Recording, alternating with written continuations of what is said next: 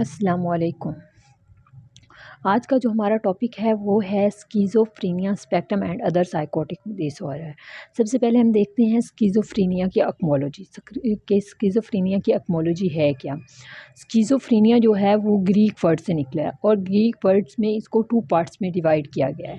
पहला है स्किज़ो स्किज़ो और दूसरा का मतलब है फ्रेनिया। स्किज़ो का मतलब है कि टू स्प्लिट और फ्रेनिया का मतलब है माइंड, यानी कि जो हमारे मेंटल प्रोसेस है उन और हमारे जो इमोशंस हैं वो टूट जाते हैं, मतलब उनमें कनेक्शन नहीं रहता है। अगर हम इसको एक्मोलॉजी की बेस पे डिफ़ाइन करें तो हम कहेंगे schizophrenia is a mental split of mind and mental process. और अगर हम इसकी मतलब शॉर्ट फॉर्म में अगर हम हिस्ट्री की बेस पर इसको देखते हैं कि स्किज़ोफ्रेनिया की टर्म किसने इंट्रोड्यूस करवाई, तो वो एक स्विट्ज़रलैंड का साइकेट्रिस्ट था, यूगन ब्लूलर। उसने इंट्रोड्यूस करवाई। और अगर हम स्किज़ोफ्रेनिया की बेसिक फंक्शन के बारे में देखते हैं तो जो कॉग्निटिव प्रोसेस है उसमें अगर डिसइंटीग्रेशन, फ्रेगमेंटेशन, ब्रेकडाउन वगैरह आ जाए तो हम उसको स्किज़ोफ्रेनिया कहते हैं। अब अगर हम इसकी हिस्ट्री को देखते हुए हम के जो था ब्रिटिश ब्रिटिश हॉस्पिटल में एक ब्रिटिश था जिसने मतलब वहाँ पेशेंट का मुशाहिदा किया था, उसका नाम था जॉन हेज़न। और उसने फिर पब्लिकेशन वगैरह की, उसने उनको मतलब ऑब्ज़र्व करके मेलनकोलिक मैडनेस की सिम्पटम्स बयान की। और उसके बाद जो मतलब फिलिप पैनल था जिसने 1809 में स्किज़ोफ्रेनिया की केसेस को बयान किया था। लेकिन मतलब उसको स्किज़ोफ्रेनिया की केसेस को बयान किया था। और जो फिलिप पैनल था उसने मोरल ट्रीटमेंट और ह्यूमनिस्टिक ट्रीटमेंट पर भी काम किया था। और एक तीसरा बंदा था पंडित मोरल। पंडित मोरल जो था उसने लूज़ ऑफ माइंड दिया था। लूज़ ऑफ माइंड या कह दें कि माइंड ऑफ मैच्योरेशंस थी। तो उसने ये टर्म दी थी। लेकिन लूज़ ऑफ माइंड का मतलब डिमेंशिया है, लेकिन डिमेंशिया की टर्म इसने पंडित मोरल ने नहीं दी थी। डिमेंशिया की टर्म दी थी डिमेंशिया की टर्म दी थी इमिल क्रेपलाइन ने। और अगर पूछा जाए कि डिमेंशिया वो जो स्किज़ोफ्रेनिया है उसको पहले स्टार्ट में क्या कहा जाता है, तो उसको स्किज़ोफ्रेनिया नहीं कहते, उसको कहते थे डिमेंशिया प्रोक्सिया। और अगर हम आगे हम इसका नेक्स्ट देखेंगे कि जो है स्किज़ोफ्रेनिया उसकी 5 मेन डोमेन थी। 5 मेन डोमेन में क्या आता था? Delusions, hallucination, grossly and motors behaviours, disorganised thinking and speech और नेगेटिव सिम्पटम्स थी। अगर हम मतलब जो हम इनको टॉपिक को पढ़ेंगे, जो हमारा आज का जो टॉपिक था schizophrenia spectrum and other psychotic disorder, अब हमने स्किज़ोफ्रेनिया को देख लिया है, लेकिन अब हम आगे पढ़ेंगे स्पेक्ट्रम। स्पेक्ट्रम का क्या मतलब है? स्पेक्ट्रम का मतलब है कॉन्सिस्टेंसली, मतलब एक के बाद दूसरे का आना। मतलब हम एक रंग को देख रहे होते हैं और अगर हम उसको देखते देखते उससे हमारा दूसरा रंग उमड़ आता है, फिर वो रंग उसमें जज़ब होकर तीसरा रंग सामने आना, उसको कहते हैं साइकोटिक डिसऑर्डर। और ये जो स्किज़ोफ्रेनिया है इसमें रियलिटी नहीं होती, ये रियलिटी से बाहर होती है। अगर हम मतलब DSM की बुक में देखें तो उसमें अलग से ये नहीं बताया गया कि इसमें पॉजिटिव इन डोमेन में से पॉजिटिव सिम्टम्स कौन सी हैं और नेगेटिव सिम्टम्स कौन सी हैं और अदर सिम्टम्स कौन सी हैं। सबसे पहले हम देखेंगे ये कि जब हम पॉजिटिव सिम्टम की बात करते हैं तो उसमें हम क्या क्या पढ़ते हैं, क्या क्या चीज़ पॉजिटिव सिम्टम्स में आती है। पॉजिटिव सिम्टम्स में डिसऑर्गेनाइज स्पीच आती है, हेलुसिनेशंस आती हैं और डिलीजन्स आते हैं। सबसे पहले हम पढ़ेंगे नेगेटिव सिम्टम्स कि नेगेटिव सिम्टम्स अब मतलब इसके बाद हम देखेंगे कि नेगेटिव सिम्टम्स क्या क्या होती हैं। अब पॉजिटिव सिम्टम तो हमने देख ली कि डिसऑर्गेनाइज स्पीच, हेलुसिनेशन और डिलीजन्स होते हैं। अब नेगेटिव सिम्टम में क्या आते हैं? नेगेटिव सिम्टम्स को हम 5A कहते हैं। 5A मतलब उनके पहले पहले वर्ड जो हैं वो ए से हैं। अब ए से कैसे हैं? अलोगिया, इन्होडोनिया, अफेक्ट्स फ्लैट, एवोल्यूशंस, एसोशियलिटी, इस तरह के मतलब ये सारे ए से हैं और इसमें कमी होती है। हम जब इसमें कमी आती है तो मतलब इसकी कमी की बेस पर इसको वो कर रहे होते हैं। नेगेटिव सिम्टम्स ये होते हैं। और जो अदर साइकोटिक की देखें कि नेगेटिव सिम्टम्स कौन सी हैं, पॉजिटिव नेगेटिव सिम्टम भी देख ली, पॉजिटिव सिम्टम भी देख ली। अब अदर साइकोटिक मतलब अदर सिम्टम्स क्या हैं, अदर साइकोटिक सिम्टम्स में आता है कैटाटोनिक बिहेवियर। कैटाटोनिक बिहेवियर का मतलब है कि एक चीज़ का मतलब कम हो जाना या स्टॉप हो जाना, जो हमारी बॉडी मूवमेंट है उस चीज़ में मतलब हमारे इमोशंस जो हैं उनमें कमी आ जाना, इस तरह की जो सिम्टम्स होती हैं वो अदर साइकोटिक सिम्टम्स में आती हैं। अगर हम इसके केसेस की बात करते हैं तो मेन ये आता है मतलब इसकी केसेस की बात करते हुए इसमें जो फैक्टर्स आते हैं वो 3 फैक्टर्स हैं। नेक्स्ट हम फैक्टर्स को पढ़ रहे हैं कि उनके अंदर फैक्टर्स आते कौन कौन से हैं। एक होता है बायोलॉजिकल फैक्टर्स, बायोलॉजिकल बेस पर। एक होता है साइको सोशल यानी नफ्सियाती और मुआशरती। सोशो कल्चरल यानी मुआशरे से मुआशरे में आगे जैसे कल्चर चेंज होता है उसकी बेस पर। ये इनके मेन फैक्टर्स होते हैं जिन फैक्टर्स की बेस पर इनको स्किज़ोफ्रेनिया होता है। अगर हम इसको बायोलॉजिकल फैक्टर की बात करते हुए अगर हम देखते हैं कि बायोलॉजिकल फैक्टर में है क्या, उसके फैक्टर्स बायोलॉजिकल फैक्टर्स कि कौन कौन से फैक्टर्स हैं जो इसमें आ रहे हैं, उसमें हम उसकी स्टडी करते हैं। बायोलॉजिकल फैक्टर में हम जेनेटिक ट्रांसमिशन की बात करते हैं।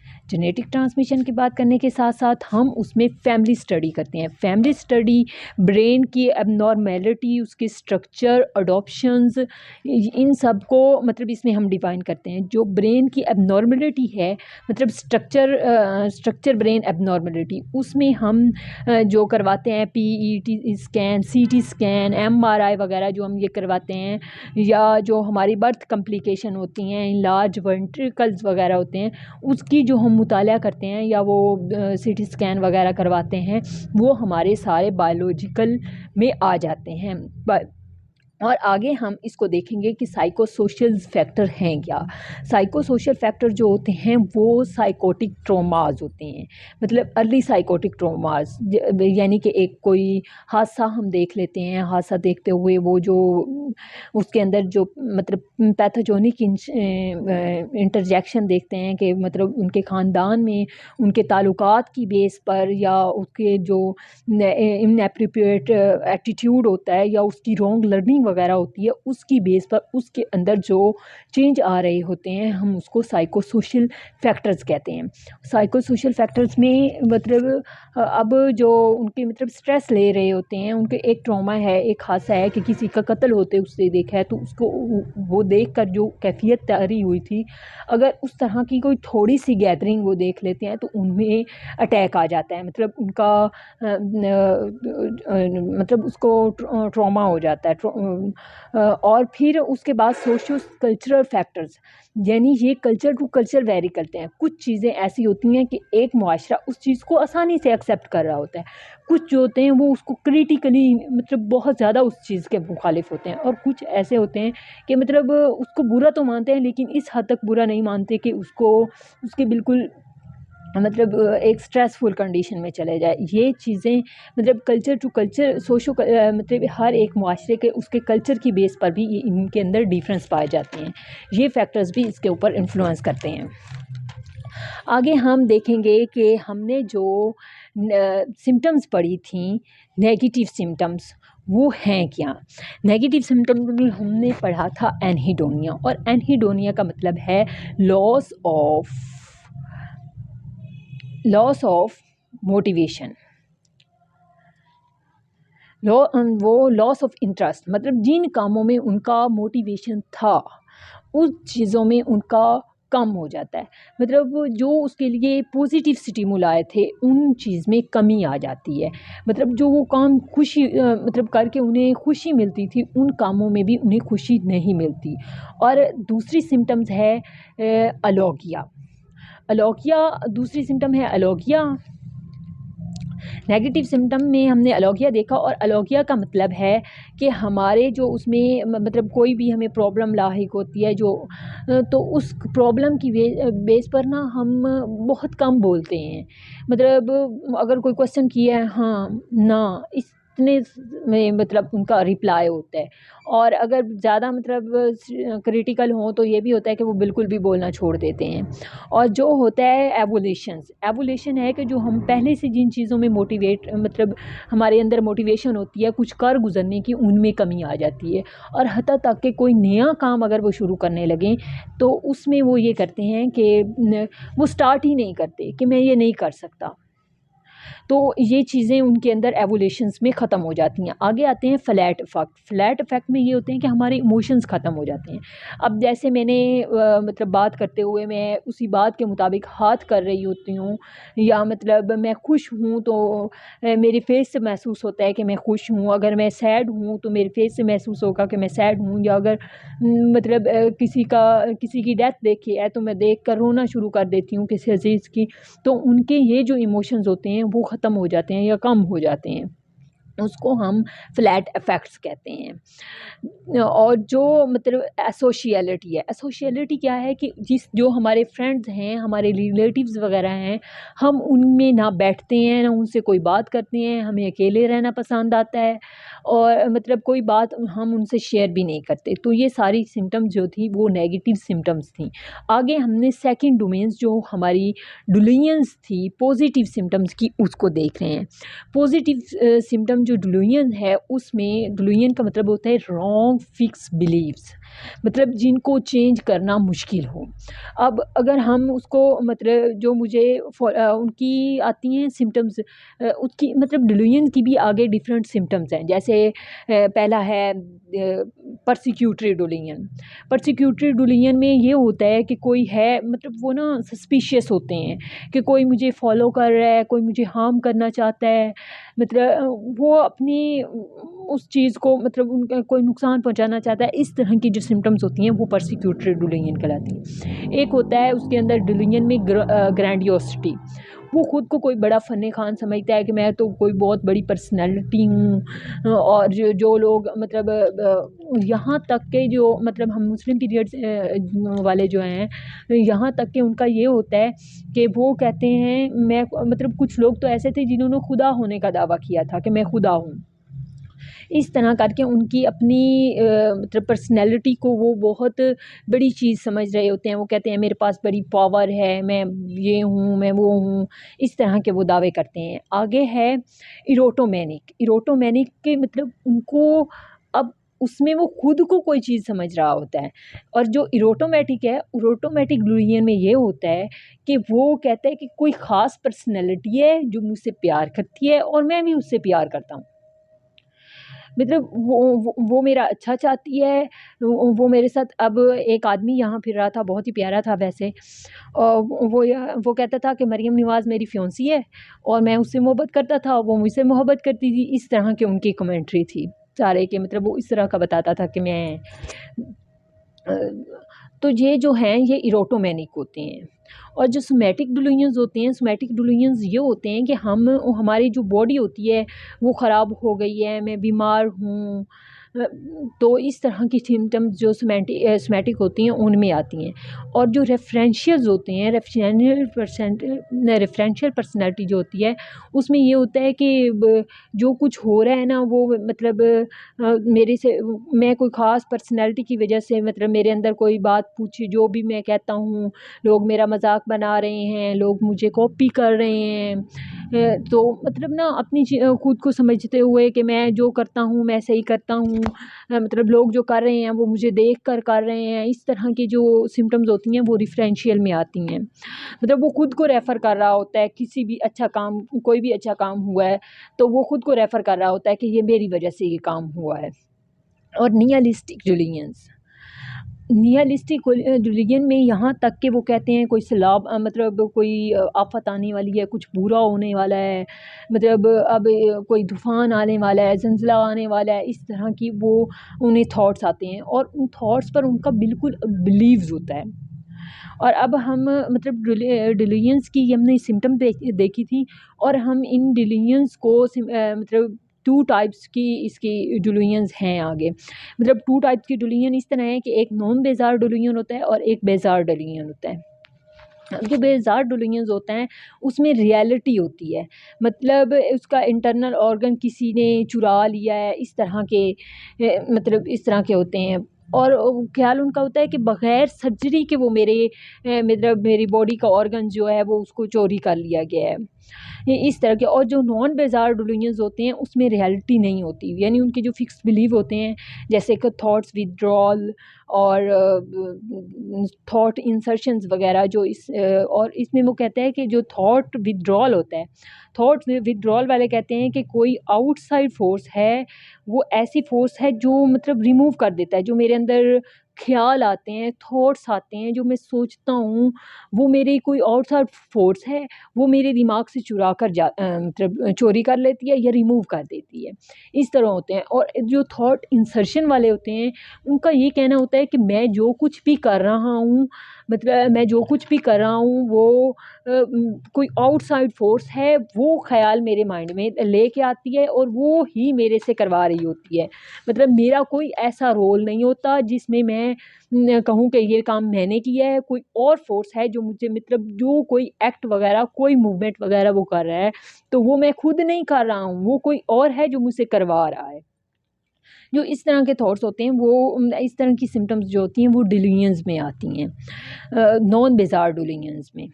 और आगे हमने पढ़ना है कि अगली सिम्पटम्स जो ग्रॉसली डिसऑर्गेनाइज या एबनॉर्मलिटी ऑफ बिहेवियर्स है, स्पीच मोटर बिहेवियर्स।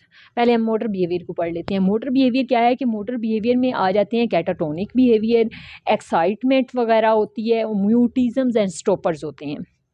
अब कैटाटोनिक बिहेवियर असल में होते क्या हैं? कैटाटोनिक बिहेवियर ये होते हैं कि एक चीज़ का बिल्कुल ख़त्म हो जाना, मतलब उसकी एक्टिविटी जो है उसका कम हो जाना, उसकी डेली लाइफ के जो वर्कआउट हैं उनका ख़त्म हो जाना, गेस्चर्स का ख़त्म हो जाना वगैरह, वो कैटाटोनिक बिहेवियर होते हैं।